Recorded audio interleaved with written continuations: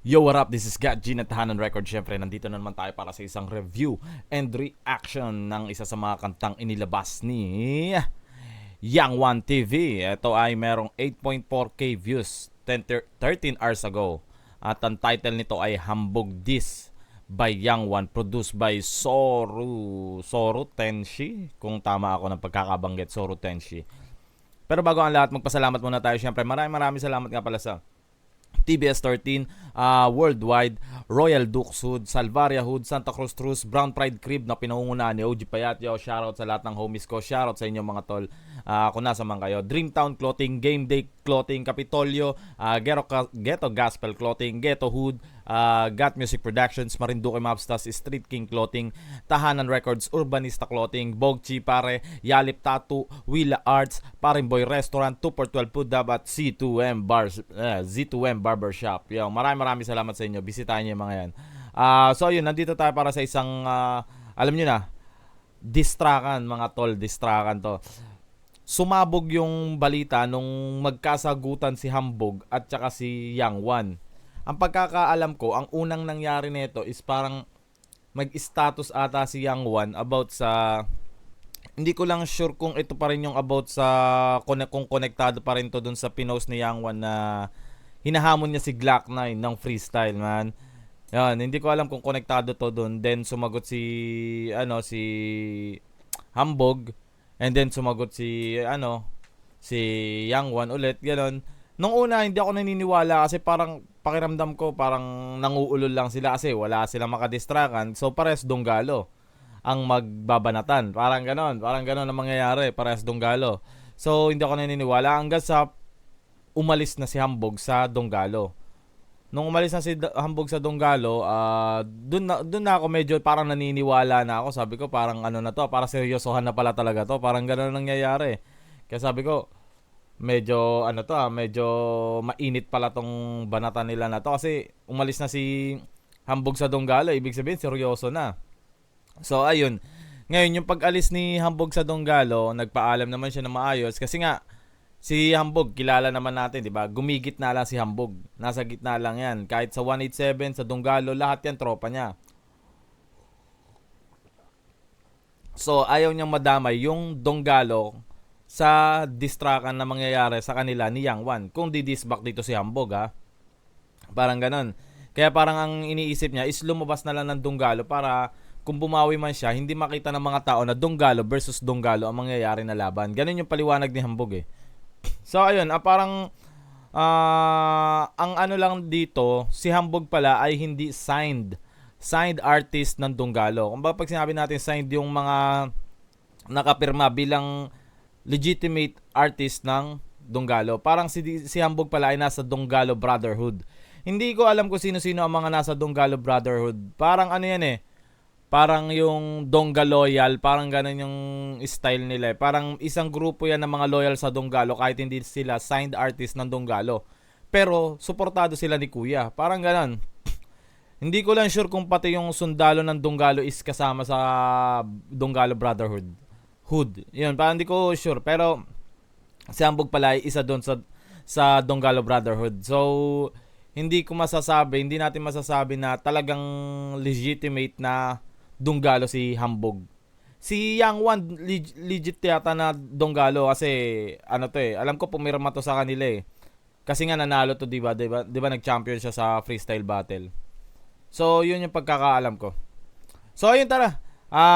Abasa muna tayo ng mga ilang comments. Siyempre, nakasubscribe na tayo kay Yang One 414. Mix and mastered by Jason Navarro pala. Okay, Joms Cooking. Ang lakas nito, Idol Yang One. McCoy Marcos, galing mo Yang One. Pwede pa kaltok sa ulo mo, sakit sa tenga ng disc mo. Pambata ang flow, okay sana yung beat. Pambata daw ang flow. Ang daming galit kay Yang One eh, no? Ang daming galit. Ang dami ding hate na natatanggap ni Yang One. Barto Official TV. O, yung mga jeje mo na haters, nakinig na lang kayo. At mag-enjoy. Huwag nyo na mag-comment kung fake account lang din naman gamit mo. Magugas na lang plato, sabi ng mama mo. Anyway, good luck sa dalawang to. Magandang laban to actually. Yang One versus Hambog. Kung magpapalita sila ng diss track. Napakaganda nun. So, ito na. Nagsimula na yung round 1 nila. Ihintay na lang natin si Hambog na sumagot. siguro sasagot siya ngayon or bukas, pwedeng ganun. Nagkaseryosohan pala itong mga to. Anyways, Donggalo versus wala. Yang One versus Hambog lang to, bro. Oo, Makatang Plapazeño. Totoo yun.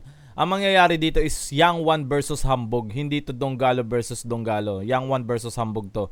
Hindi rin to mangyayari na Donggalo versus Sagpro. Hindi. Yang One versus Hambog lang to. Distract na ng mga idol. Yang One versus Hambog. At Hambog. Mark Joseph De Castro. Pakinggan na natin itong distract ni Yang One. Once upon a time, may unanong naghamon. Unanong naghamon. Yun yung pamatay nila kay Hambog. Or pamatay din kasi napansin ko na medyo yung height ni Hambog is maliit siya kaya siya tinatawag na unano. Parang ganun yung pang-asarsahan niya eh. Diba sabi mo mandidis ka? Ba't wala kang nilalabas? Puro pose? Baka kasi ang nangyayari, inaantay niya talaga si Yang One na mauna. Kaya puro post lang din siya. Then si Yang One din nag-aantay na mauna si Hambog. Kaya puro post din siya. Pero eto, anyway, ang nangyari, inunahan na ni Yang One, di ba? Puro amba? Puro dada? Puro forma? Sa liit mo hambog ay hindi ka aabot sa akin kahit na mga lahati.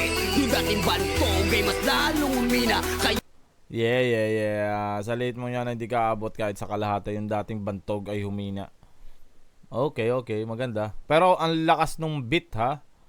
Parang medyo natabunan yung boses ni Yang One dito. Hirap na rin siya na makaabante. Hoy paring hambog, puta pare maliga. Nang binulabog kayo huwag kang makampante. Hindi masama na sa akin ay aminin mo na pumilip ka rin. Pero dito sa aking takbo, kitang unguya lupay-pay.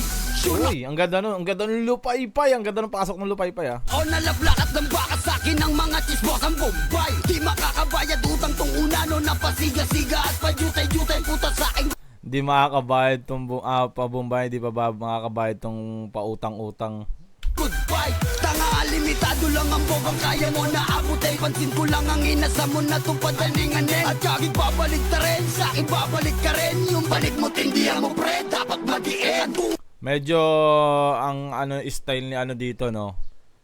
Talagang pandistrakan, pero ang style niya is yung parang arrangement ng sulat niya. Halo-halo eh. Parang gano'n. Parang hindi sa akin, hindi naka-pattern by pattern. Kasi gano'n ang gagawin dito ni Hambog malamang. Yung arrangement ng sulat is sunod-sunod. Kay Yang One kasi rumble. Kung ano yung masulat niya, yun na yun. Parang gano'n. Kung ano yung masulat niya, paano ko ba sabihin? Basta pag nagsusulat kasi, kagaya ko, after magsulat, ina-arrange ko pa yung sulat ko, yung pagkakasunod-sunod. Gusto ko kasi yung medyo may parang istorya.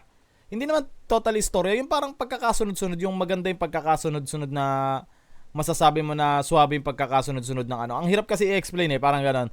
Parang nakikita ko kasi kay Yang One dito is, yung pagkasulat niya, hindi niya na in-arrange or gano'n lang talaga siya magsulat. Or kasi distract naman to eh, di ba? Saban rap naman kung saan dapat bakbaan. Mga bulok mo na estilo na basang-basa ko na. Nagbago yung beat ah. Iiyak, gagawa ng multi. Ganda ng beat, ang ganda ng beat. Wordplay, tangin ang pag-ibig ang kaya pala sumegway. At isa pa, huwag kang ang magpapakara. Nagpe-perform ka rin pala, bakit di mo sinabi talaga? Mr. OFW ng 11 years, ba't wala ka pa rin album? Yan ba may career? Oh. Mr. OFW tapos 11 years but wala ka pa ring album. Yun talaga isa rin sa mga nagiging basehan ng mga rapper talaga yun, no? Na nasa sobrang tagal mo na nagra-rap, bakit hindi ka pa nakakagawa ng album mo, yung sariling album mo, di ba? Alam mo yun, isa rin yung kasi sa mga patunay talaga, kahit dati pa, kahit pa nung mga panahon pa ng mga natin na kapag ang tagal mo na sa rap tapos wala ka man lang nagawa na album, mixtape or EP kasi hindi pa uso dati, yung extended play hindi pa uso dati yun eh. Album and then mixtape lang yung pinakaano dati. So kapag wala ka pa nun, parang hindi nila wala, parang hindi ka pa naka-accomplish ng album na parang hindi ka nila masabi na legitimate na rapper na ang tagal mo na talaga. Parang ganoon. Yung 500 million views mo pala, galing pala yun sa pagdadabing mo. At yung pagdadabing mo, Oo nga no, nagdadabing nga dati to si Hambog. Yung mga trip niya na dubbing, ang kulit din nun eh. o naging tulong kaya nakilala ka dyan sa sinasabi mong putang inang karir mo. Siguro hindi nakilala sa karir niya. Palagay ko hindi kasi ako narinig ko na unang-una kong dinig talaga kay Hambog yung unang araw pa lang minahal na kita. Yun talaga ang kumalat sa eskwelahan namin, hindi lang sa school po. O parang para sa eskwelahan pala kasi parang ang title, classmate ata ang title nun, parang ganon. Tapos gumawa kami ng kagrupo ko ng ganong style. Ang tinitle namin Crushmate, parang ganon. So alam ko yun yung yun yung unang-una ko narinig kay Hambog na pumutok sa kanya. Hanggang sa nakilala na siya sa love song and then yung hindi ko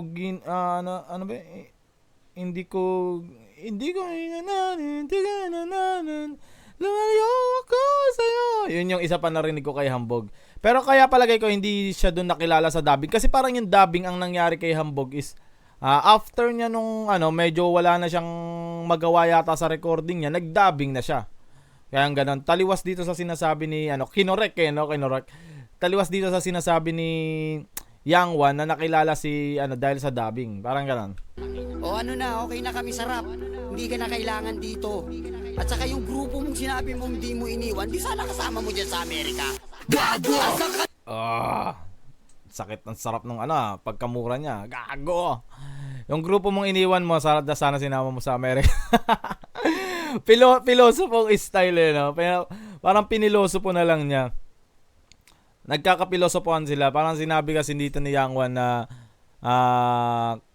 hindi mo iniwan pero wala naman dyan sa Amerika. Pero kung tutuusin natin, alam nga naman maisama niya yun sa Amerika. Parang ganon.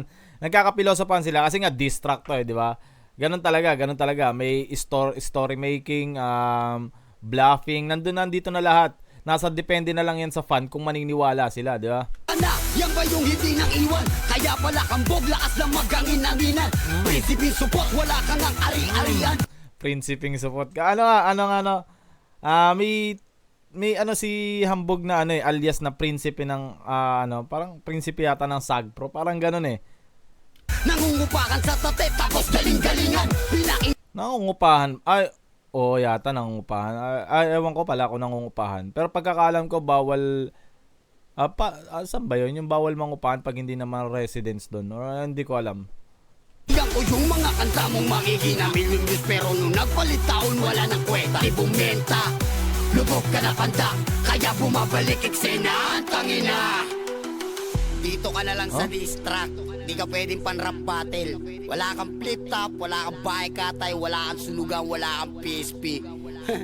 Tangina ka, masyado kang asyumero. Napakalit mo sa paningin ko, gago. Philippine Rap Olympic 2021 Freestyle War Kings Champ. Yang One, motherfucker. Yun yung no? Yun yung malaking sampal kay Hambog na about dun sa maganda yung ender ni Yang One dito. Yun yung pinakamalaking sampal na nangyari kay Hambog na sinabi pala ni Yang One. Parang yun about sa battle sa flip top, sa bahay katay, freestyle champion. Yan yung nangyari. Yun yung pinaka panlaban. Magiging panlaban ni Yang One. Kasi si Hambog ang sasabihin niya dito malamang is about sa kasikatan niya, sa fame, sa dito sa internet. Internet rapper kasi sila parang ganun eh. Kasi sa net sila pumutok eh. So yun yung magiging laban ni Yang One dito ngayon. So ayun, tapos na tayo, di ba? Tapos na ba? Ayun, tapos na. So overall ng Yang One diss, Hambog diss pala, Hambog diss by Yang One. Overall para sa akin, audio quality medyo lang ako.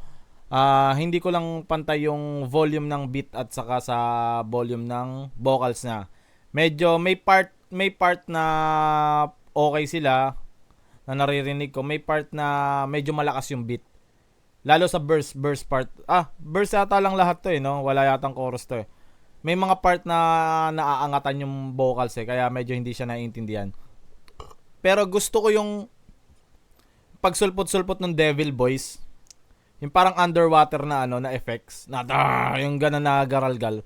Gusto ko yun. Masarap sa diss track yung masarap sa tenga yun. Tsaka yung mura may ganon.